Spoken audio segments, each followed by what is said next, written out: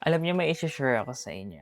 Before ako umalis papuntang state, may project ako no'n na akala ko talaga okey na, ito na 'yun, ito na 'yung lahat ng pagod ko, lahat ng, paghihirap ko. Kumbaga, ito na 'yung pinaka-breakthrough ko, gano'n.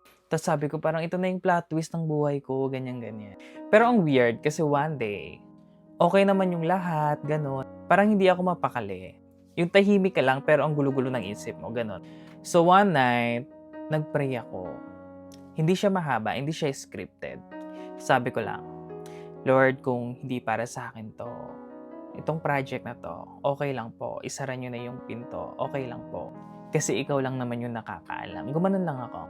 Then after a week ago, guys, bigla akong may na-receive na email na na-approve na yung petition visa ko.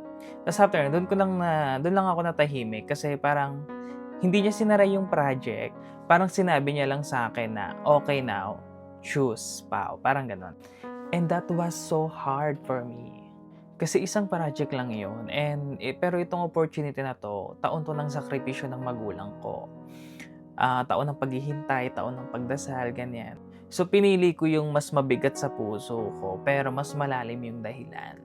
And minsan iniisip ko, paano kaya 'no kung hindi ako umalis? Kung kinuha ko yung project, nasaan kaya ako ngayon?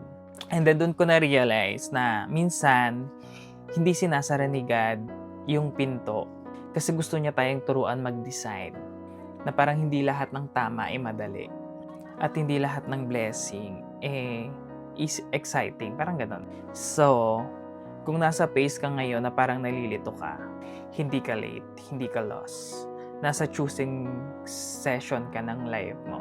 Parang what meant for you will always find you. Kahit maghintay pa yan. So yun lang, trust the process.